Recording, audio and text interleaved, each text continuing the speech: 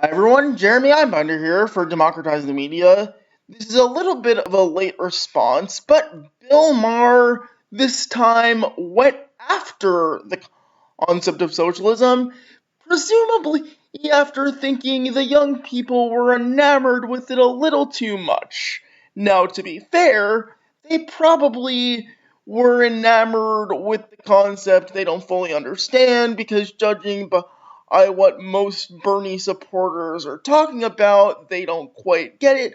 But it doesn't really help that someone who fundamentally misunderstands the concept of socialism is talking down to people who want to learn more about it and embrace it.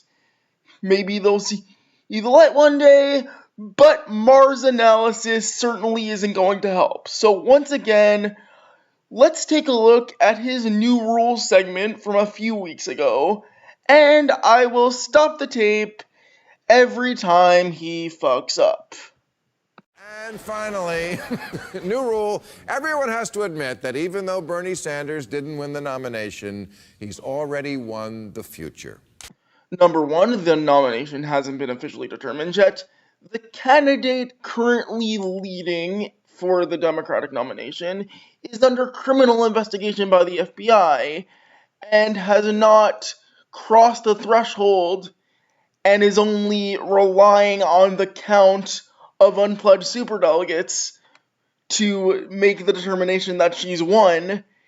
And it's conceivable that someone under criminal investigation will not be allowed to win that nomination, especially since superdelegates have not voted yet. Number two, the future does not end with a theoretical Bernie Sanders administration. Anyone who thinks that a Bernie Sanders administration would be the apex of progress does not understand the potential that abolishing capitalism could have on the liberation of the population as a whole. And Bernie Sanders' presidency itself would not offer that. The people would have to institute that themselves. It would be a fight, but it wouldn't be a fight electorally. It would be a social revolution. Continue. Now,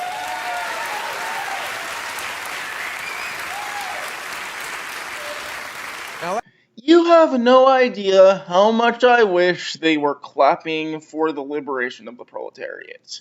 But of course, they are clapping for the narrative of liberal controlled opposition to reactionary capitalist regimes that would not overthrow capitalism or even criticize it, but maintain it. And it's depressing. Continue. last week in this space, I talked about how socialism was something America needs more of. First of all, it's not a degradation. Second of all, you advocated for maintaining the capitalist system under a more expanded welfare state. You did not advocate for socialism at all. It is not something you have more or less of. It is something you have or you don't have. Worker control over the means of production. And that is not what you talked about at all. The means of production are under capitalism internationally, and socialism would overthrow that totally. The welfare state does nothing to overthrow capitalism. Continue. To curtail capitalism. Reforming capitalism would not curtail capitalism at all, it would maintain it. It would not involve socialism to reform capitalism, because if it involved socialism, it would be socialism. If capitalism remains in place, it's capitalism. And again, you did not advocate anything remotely close to socialism. Just wanted to emphasize that again. Because the profit motive creates horrible incentives like keeping people sick, putting too many of them in jail, always being at war, and treating a woman touching Donald Trump's hair as breaking news. I agree, which is why we need a totally different system. You would want that, wouldn't you? But let's not romanticize socialism the way conservatives romanticize capitalism. Of course not, because we have to be the reasonable ones. We have to maintain the oppressive system as it is. We can't romanticize it and assume it must work no matter what, because because it's dear to our freedoms. Oh wait, that's exactly what I'm doing right now. Bill Maher is a liberal. You are romanticizing capitalism. You think it must be the case, otherwise we would lose all our freedoms forever. Of course, you are instrumental in the capitalist class retaining power by spreading this message. You are just not class conscious enough to realize this. These are economic systems, not your first kiss.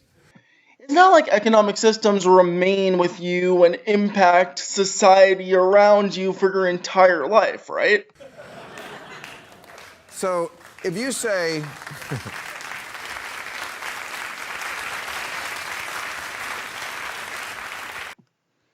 Guys, it was a one-liner. How clever could it have been? That was a very long applause. It didn't deserve that. if you say the word socialism to people under 40, their reaction is night and day from that of baby boomers, for whom socialism has always been seen as communism's gay cousin. The USSR horribly failed to live up to its name. The Cold War did not offer a socialist revolution, but rather a state capitalist regime. And how do I know this? Because the workers did not have control over the means of production. Communism may not be the only form of socialism, but it certainly is a form of socialism. In order for something to be communist, it has to be socialist. And in order for something to be socialist, workers have to have control over the means of production. In the USSR, they did not have that. So it wasn't.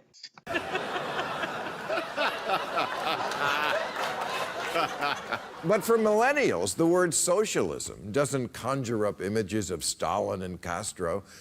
Because they did not institute socialism. That's why. It conjures up images of naked Danish people on a month-long paid vacation. Paid vacation time in Denmark is a concession from the capitalist class. It is not an example of socialism. It maintains capitalism. Denmark is a capitalist economy. It always has been.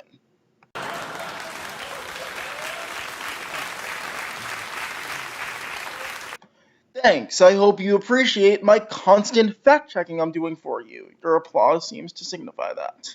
Millennials don't remember a threatening Soviet Union or any Soviet Union. The only time they've ever had to crouch under a desk was to go down on their teacher.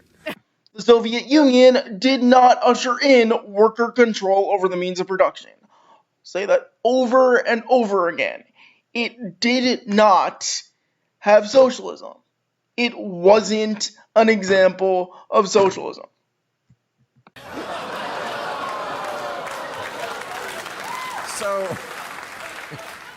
So the new generation is ready for socialism. Some of us are. Some of us are just ready for a more robust welfare state and want to pretend that that's socialism.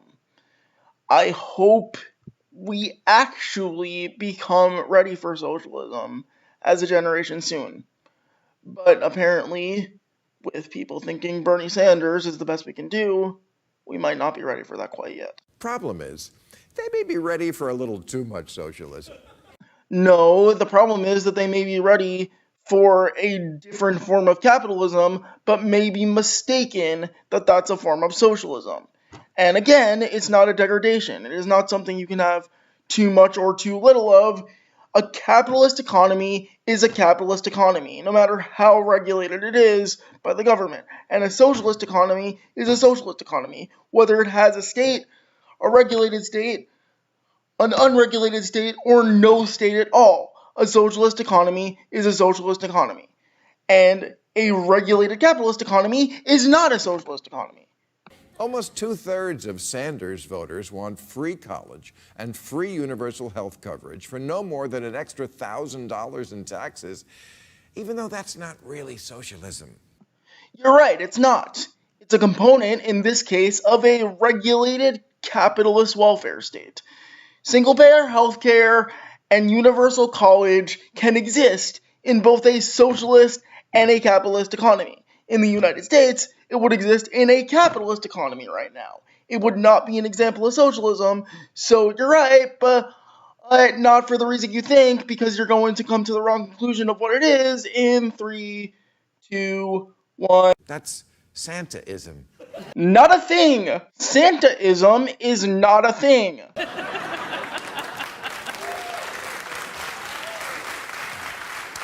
And look, no one is arguing that millennials haven't gotten a rotten deal in this economy, but In a capitalist economy, they got the exact deal that they were supposed to get. That's the problem.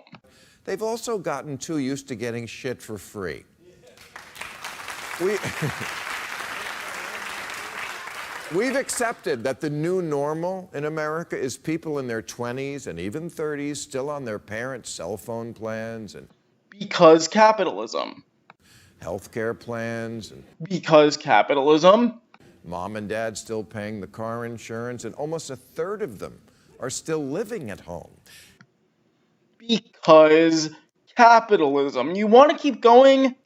And if you're a millennial, you may never have known the concept of paying for things that all of us used to pay for. I'm a baby boomer. I think the natural order of things is to pay for music I like.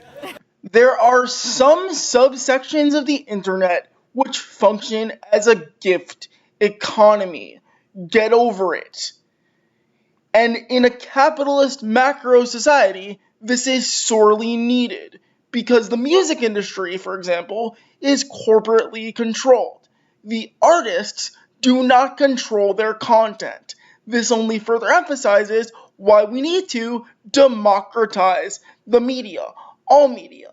And along with that, publicly available content should be an option to the masses. That should be a thing.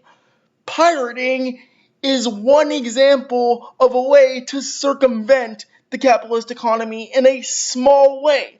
Do not yell at us for doing some things that are morally right in our own small ways to take on the capitalist class, no matter how insignificantly irritating to them it may be. It doesn't take down the capitalist economy. Why complain about it? You are in favor of capitalism, after all.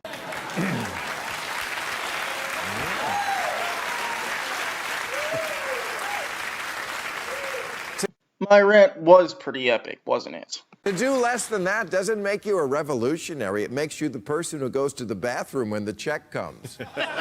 You're right. Not paying for stuff doesn't alone make them a revolutionary.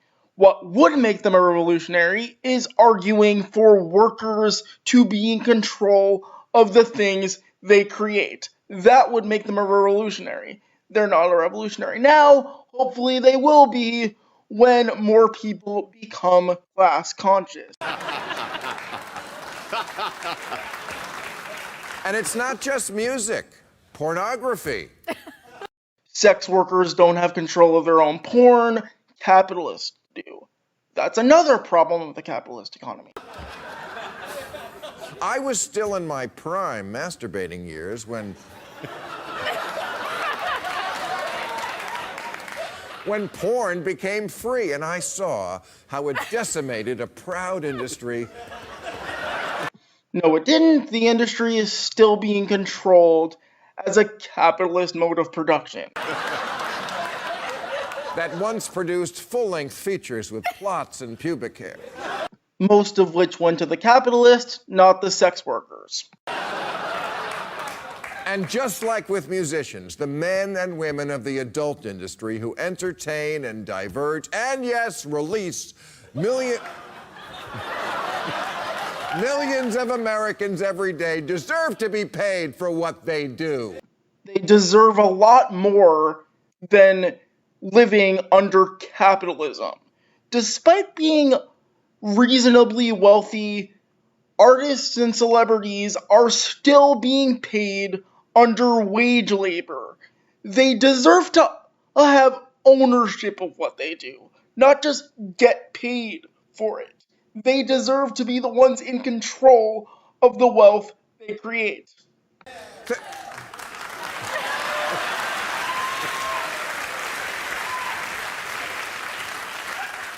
Think about the long hours put in by horny housewives and naughty secretaries and the hard-working, shaved-head, dead-eyed meth addicts plowing them. They're not doing it for shits and giggles. That costs extra. No, they're doing it, unfortunately, to serve the capitalist class. When I hear about people stealing porn, I have one question. Where do you get off?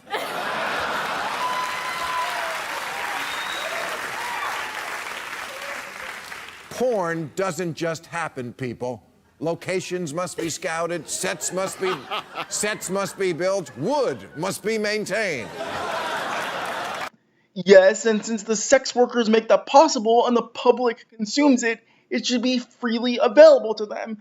And the sex workers and the consumers should have control over its industry. If you want to get mad at people for stealing porn, you have to first get mad at the capitalist system, which causes that to happen. The point is, if you add up all the free things that the under 40 crowd is used to getting from the quick jerk at work, Because once in a while, you need to relieve yourself from capitalist oppression. to being able to sit in Starbucks all day for the price of a scone, Because in places of public accommodation, neither the workers nor the consumers of the service get a say in how the business is run. from music to Wi-Fi to birth control, it's not such a jarring proposition when socialism comes along and says you are entitled to free stuff. Socialism hasn't come along, and that's not necessarily what it says. It says that workers should have control over the wealth they create. Is anyone calling for that? Is anyone calling for worker ownership of the entire economy? Unfortunately, not enough people are. And unfortunately, too many people think that regulated capitalism is a form of socialism. That's tragic. And that, in turn, must be why there's this proliferation of websites like Kickstarter and GoFundMe. GoFundMe? Go fund yourself. A crowdfunding site is necessary because of the oppressions under a capitalist economy. People want things, and people want to produce things that they should be free to produce. But under a capitalist economy, that's not possible. Kickstarter is another small way to circumvent that oppression. But Bill Maher can't have it. Because even after pretending that he is in favor of socialism, he still can't bring himself to even pretend that the welfare state he was arguing for is even necessarily just. He wants people to have somewhat of a taste of freedom, but not too much, because he doesn't want to see people feeling relieved and happy and liberated. He just wants controlled opposition, and he doesn't want Republicans to be in too much power.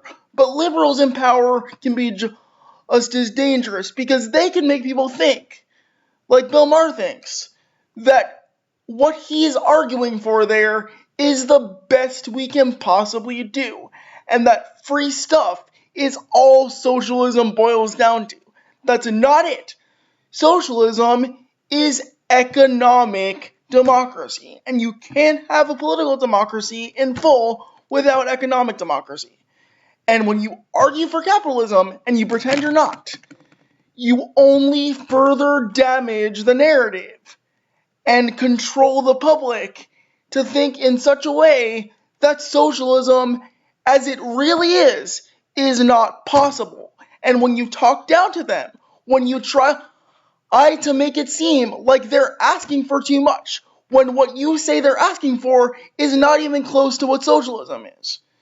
When you say that, you are only furthering the cause of the capitalist class. But Bill Maher, you don't really seem to care about that. You only want to promote vague ideals without truly understanding what you're saying. Or maybe you do understand what you're saying, but you don't care. And once again, I'll repeat it, that you would not make it in an audience that was class conscious. All forms of society need to be democratically controlled, the media being one of them. And if you continue to peddle this bullshit, you certainly will not make it in a socialist world.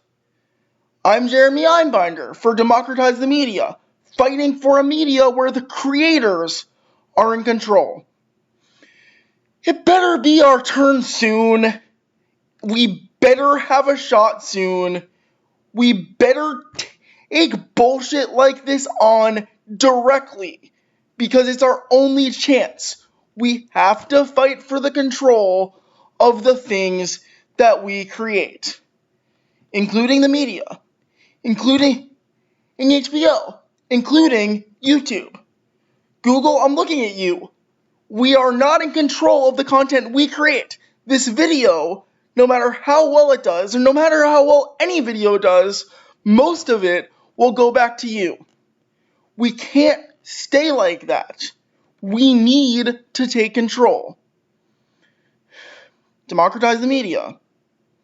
I'm Jeremy Einbinder. Solidarity.